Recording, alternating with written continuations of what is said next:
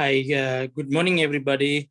Today we are starting the spring quarter.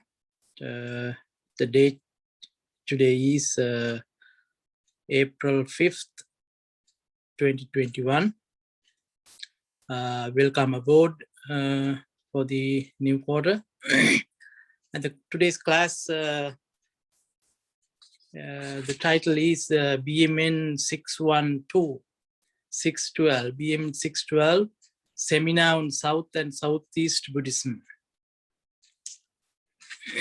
And so we start the journey today. From today on, there'll be 10 weeks, 10 sessions.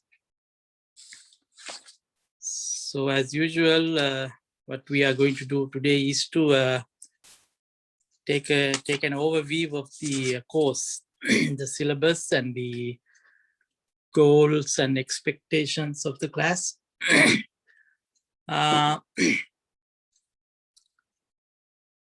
This is a MA class, so you will have to do a little more work.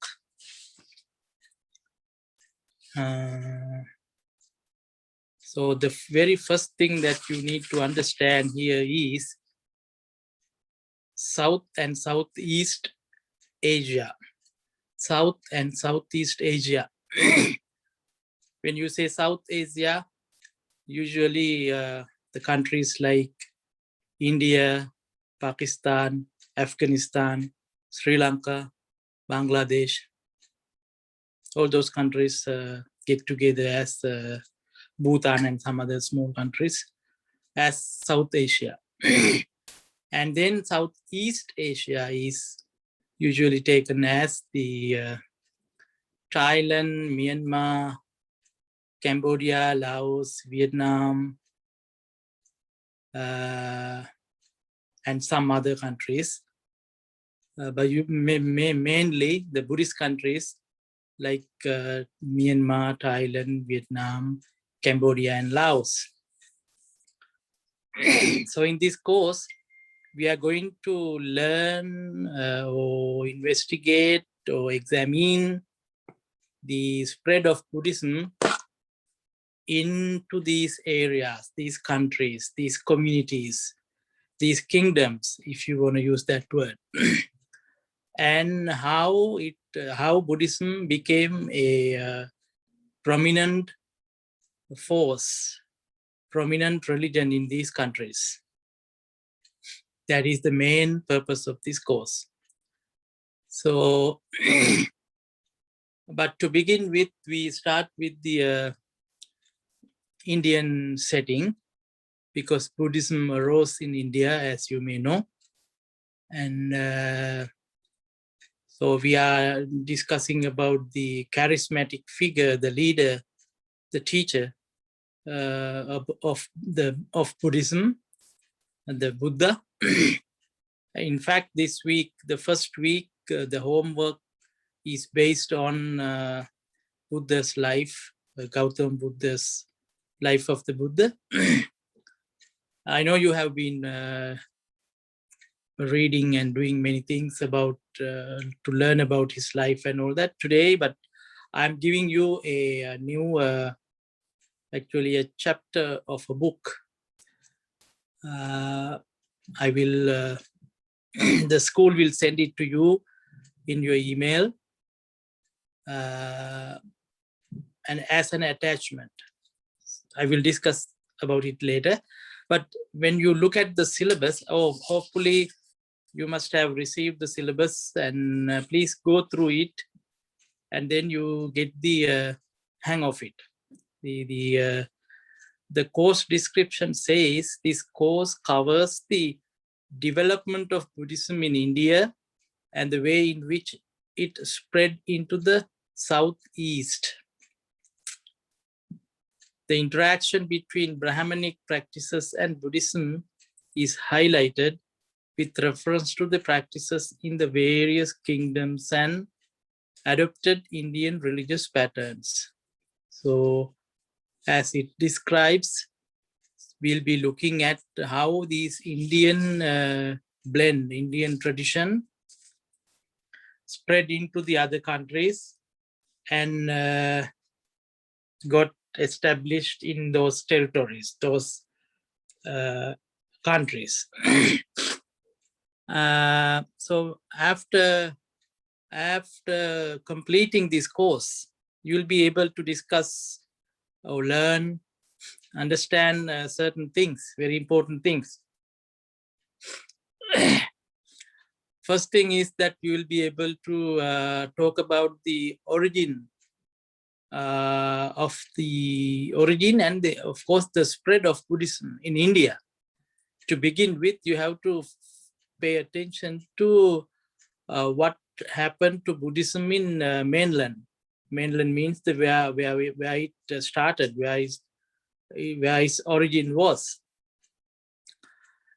So that is why we are looking at the very beginning of the religion, or the very beginning, the founder, or the Buddha. So we are looking at his life story first, and then we move on to the development and the spread of Buddhism in India. Not in detail, but to a certain degree. And at the same time, after completing this course, you will be able to talk about the 3 vehicles of Buddhism. When I say 3 vehicles, there are three branches of Buddhism, like Theravada, Mahayana, and the Vajrayana. Because these 3 things, these 3 trends of Buddhism evolved in India and developed in other parts of the countries, other parts of the world.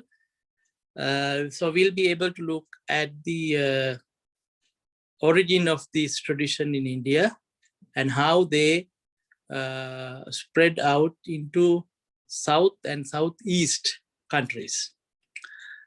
And also, while doing so, we'll be able to look at the impact of Buddhism on these various communities. So that will be the scope of our subject in this class. So usually we do not have I can assign you a book or maybe a couple of books, but they are not freely available online. They're very expensive books, so I don't want to put burden on you, financial burden on you.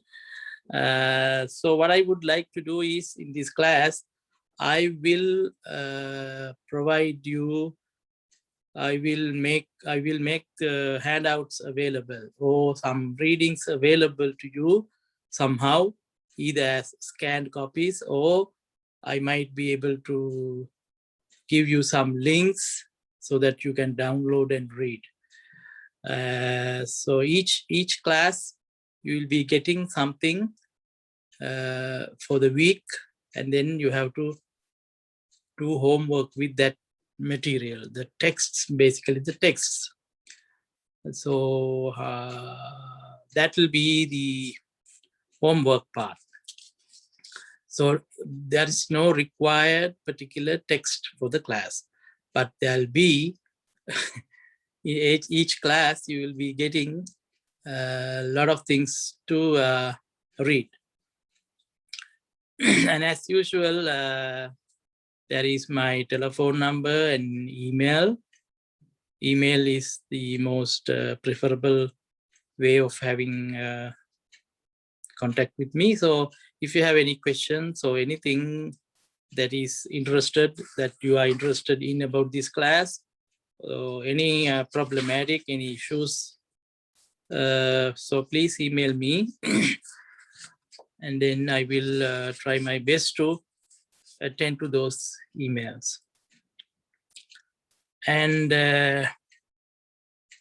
as usual in my classes, the way that I grade you is, remember this thing, homework. You have to do the homework each week. And that will cover your 40% of your grading. If it is 100, 40% comes from homework. So there'll be midterm exam, and that will cover 30%, and the final will also cover 30%. So total will be 100%. So homework, you have to submit every week the assigned homework so that you can earn your grades. And at the same time, this is very important, since this class is online, only way to attend the class, only way that to prove that you attended the class, your attendance will be taken based on your homework. If you have done your homework, that means you have attended the class. You have listened to the lecture and done your homework. Your attendance plus grades, 40% of your grade will be based on your homework. So please pay attention to that thing. And then when you look at the schedule, today is April 5th. So we just introduced the course and the class. And then 10 weeks from now, we won't be having class on May 31st. May 31st is a holiday, so we won't be having class. And from today on, there'll be 10 weeks. The last one will be on the June 14. So April, May, and the middle of June, June 14 will be the final. So that is the rough schedule. So in this class, as I told you, we are covering a very big area, actually historical things in Buddhism. We are not talking about the modern history, but how Buddhism spread into the South and Southeast Asian countries. I'm planning to cover most of the countries as time permits me. Hopefully we will be able to cover all of them. If not, let's see. The very important thing is that you have to pay attention to the homework, the readings. You have to do it. Otherwise, impossible for you to make grades, good grades. So today I'm actually, the school will send you the email with this lecture, and for first week assignment, there'll be an attachment. Actually, it's a chapter from a book. So please read it. And I think you have to summarize the chapter. That way you are engaged with the activity. Otherwise, you don't do anything. And then, as I have been telling you in my classes, since these classes are online, when you email me your responses means your homework, please do mention your name in the homework. Before you begin the homework, please mention your name and the class. Otherwise, it's very difficult for me to, I'm very sorry to say this thing, very difficult for me to figure out who this person is. By looking at your email, I cannot say some of the names, of course, I know by now, but most of your names I'm not familiar with. So by just looking at the email, I cannot recognize who is who. So please help me to understand who you are. So in your homework, very first thing that you should do is to put your name down, write down your name, the way you spell it. And then I will follow the same thing. Write down your name according to the homework assignments that you submit. So make sure that thing, because in some of the classes I saw they send something, their email address is there, but I don't know who that person is. No way of understanding. So it looks like you are giving me a lot of homework if you do like that. So please don't do that. In your homework, mention your name. In your final or in your midterm exam, mention your name. Then only you can be responsible. Then only you have the ID there. Otherwise, it could be anything. So, and also when you do these things, be responsible.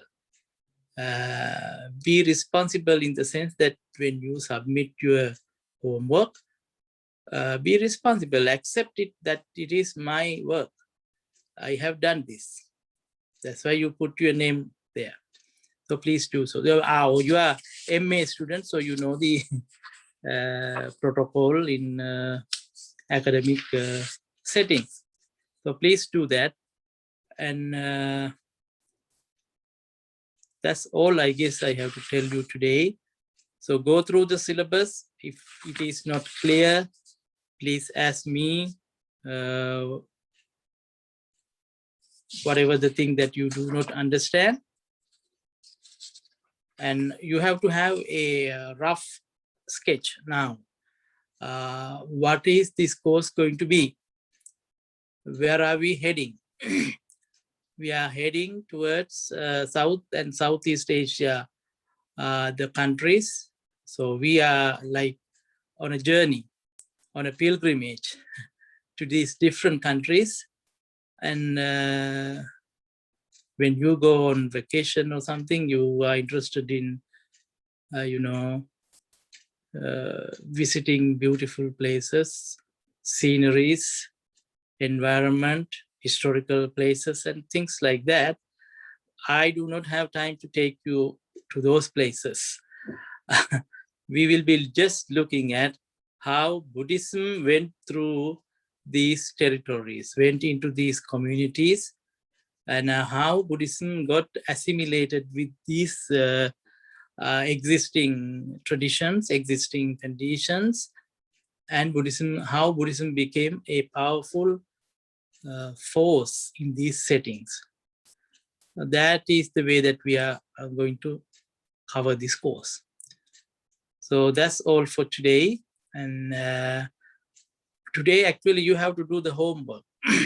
The homework is, it is about the life of the Buddha, life of the Gautama Buddha. As you know, Siddhartha is his personal name. Gautama is his last name or his family name. And he came to be known as the Buddha. The Buddha is the meaning of the word Buddha is the awakened one or the enlightened one. And in the chapter that you are reading this week, you will be able to find out where he comes from, where he came from actually, and what impact he has had in the Indian civilization to begin with, and of course in the world history, how influential he became over the past 26 centuries. So because he was born in India in the 6th century BCE, from that time on, up until today, it has been like 26 centuries. So during these 26 centuries, the man called the Buddha, he's not a god, he's not a super being, Superman. He's a human being just like you and me. So why a human being just like you and me become a figure of veneration? Millions of people throughout the last 26 centuries have worshipped him, have venerated him, have followed his teaching to find meanings in their life. To find meaning in their life, they have turned towards the Buddha and his teachings.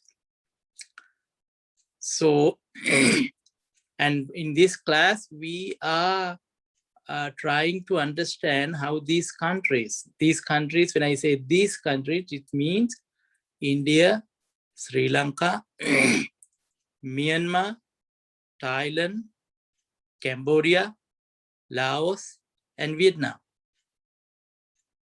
Yes, how these countries got influenced by this charismatic figure, the Buddha, and of course his teachings.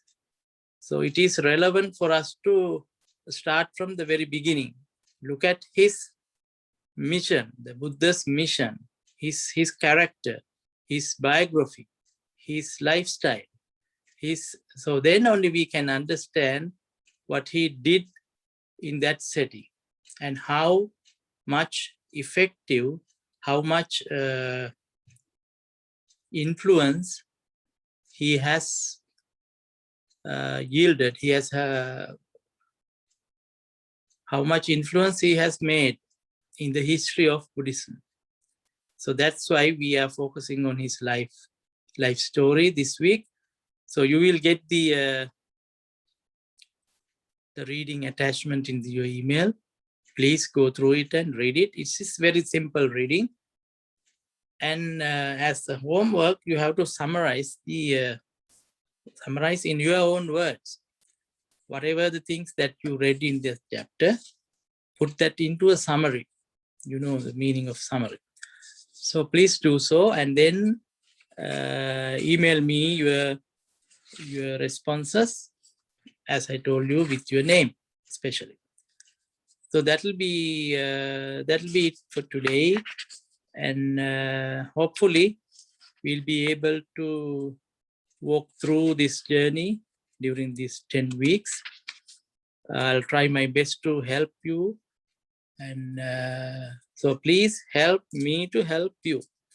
That's all I have to say. Help me to help you. Okay, thank you very much. If you have any question, let me know. Thanks.